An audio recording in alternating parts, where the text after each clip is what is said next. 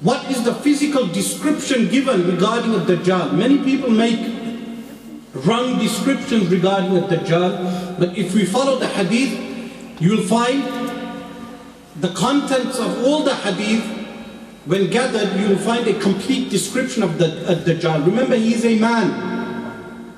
Some scholars have disputed whether he is a complete man and whether he is a part jinn. They state that he was the son of a magician called Shaykh al-Kahin. Shaykh was a magician who lived in the time of Sayyidina Sulaiman alayhi salam. And Sayyidina Sulaiman alayhi salam then tied him, shackled him and placed him on an island. But scholars like Al-Imam Ahmad bin Ali bin Hajar al-Asqalani rahimahullah ta'ala state this is a weak opinion. What is known regarding Sayyidina Sulaiman alayhi salam is that he tied shayateen, multiple jinn, placed them in cages and placed these cages over the oceans. This is mentioned in the Muqaddimah, the introduction of the Sahih of Imam Muslim.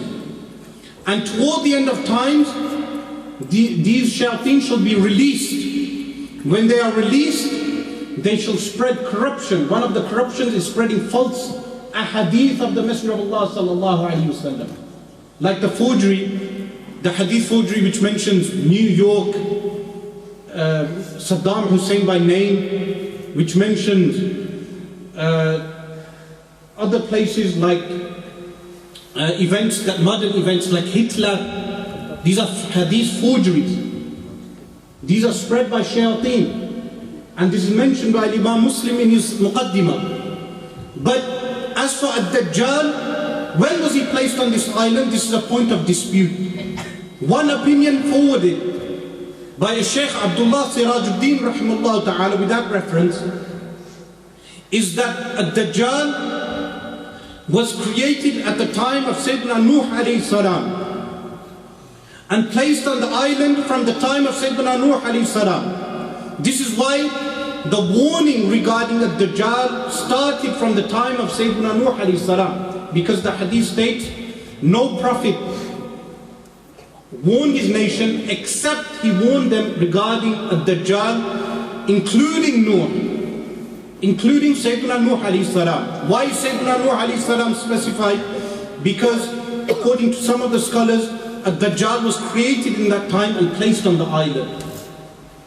This is one other opinion. Another opinion is that a Dajjal is Abdullah as-Sjaad.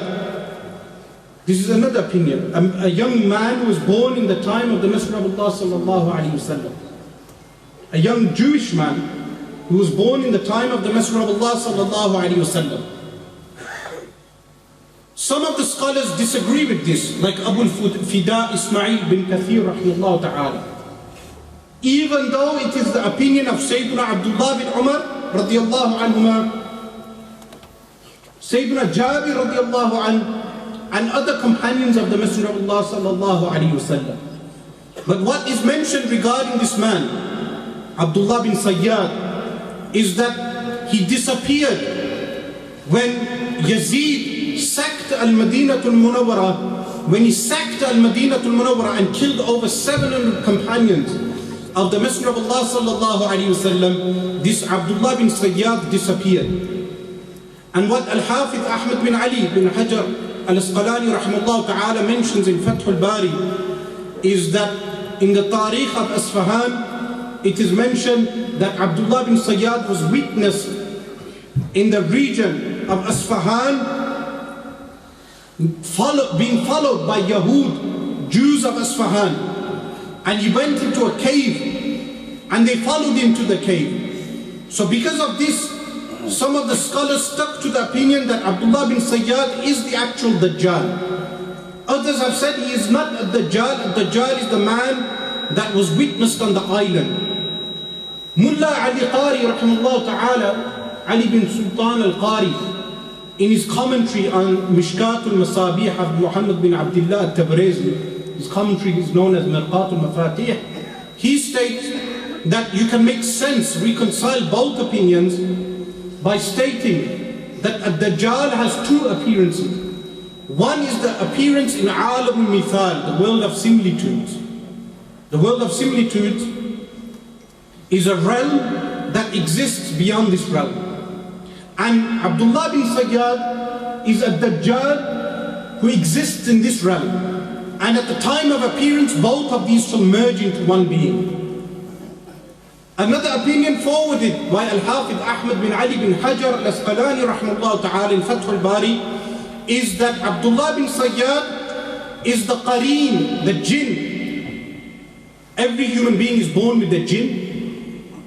Abdullah bin Sjaad is the jinn for Ad-Dajjal. And the man is the man on the island. Some scholars found this difficult. They said, how can Abdullah bin Sjaad be a jinn when it is known he had parents? But some other scholars reply to this by saying, it is possible for a person to be a jinn and a human at the same time. They call them al-mugharrabun. Al-mugharrabun are those creatures, those human beings who are half jinn and half human. This happens. Sometimes women are impregnated by a jinn and a child will come out that will be half jinn and half human. Whatever the case may be, we know after the conquering of Constantinople, this figure shall appear who is known as Al-Masih al-Dajjal. Why is he known as Al-Masih al-Dajjal? Al-Masih al-Dajjal, the title means the false Messiah, and the Jews are awaiting for their Messiah. He shall deceive the first group, he shall deceive other Jews. And it is mentioned that he shall have over 70,000 Jews following him from the region of Isfahan. Isfahan currently is located in modern day Iran. And this makes sense because currently speaking we have the state of Israel, but the state of Israel will be destroyed by Sayyidina Imam al-Mahdi radiallahu anhu. The Zionist Jews shall leave the state of Israel and move to the region of Isfahan, awaiting their Messiah to re-establish the state. This is why even though the Jewish Orthodox Jews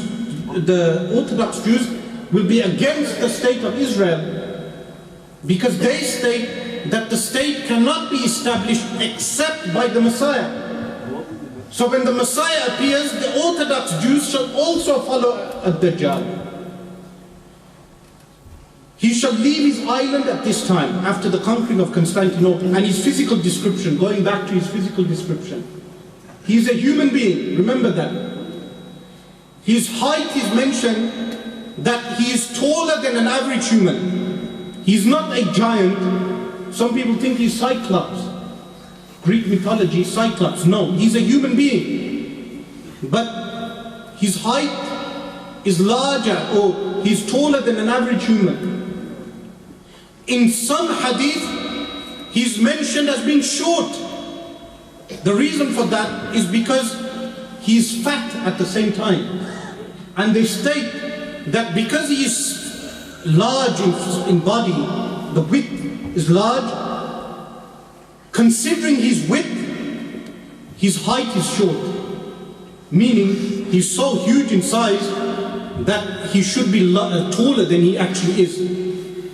This is the way of reconciling between the two hadiths. One hadith which describes him as being tall, other hadith which describes him as being short, meaning compared to his fatness, his corpulent body, he is short. But in comparison to the average human being, he is tall. His forehead is wide, he has a wide forehead. And his skin tone is brown, he's brown skinned. Remember, he originates from the Middle East. His eyes, he has two eyes. Some people get the mistake, they make the mistake of saying he only has one eye, like Cyclops again. This is a mistake. He has two eyes, and in some narrations, the eye on the right is mentioned as being blind, in some narrations the eye on the left. But Al-Imam al-Nawawi, rahimahullah ta'ala, Yahya bin Sharaf al-Nawawi, rahimahullah ta'ala, remember, these scholars are the authorities of Islam. People like Al-Imam al-Nawawi, rahimahullah. He states in Tahdib al-Asma' wal-Lughat that the way of reconciling both reports is that both his eyes are faulty, but he's blind in the right eye, and his right eye is covered by a piece of skin. So his right eye is deformed and blind totally.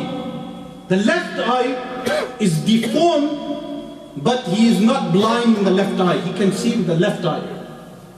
The left eye is described in some narrations of Imam al-Tabarani as being green. The eye is green. So green that the description is given in the hadith. It is as if someone has spat mucus against a white wall. If you have a white wall and someone spits mucus, the greenness of the mucus will stand out against the backdrop of the white wall. This is how green the eye is. In other hadith, it is mentioned, the green eye is mentioned as being like glass, green glass. So his eye is hypnotizing. The description of his hair is that even though his forehead shall be large, his hair is so curly, it is similar to wires. The way a wire or a rope is, he will have so much hair that his hair shall be copious from behind, and the hair shall be curly. This is the physical description of a Dajjal. His legs are described as being slightly bent. This man is known as Al-Masih al-Dajjal, with the difference of opinion whether he is Abdullah bin Sjaad or not. But what we do know, this is the physical description.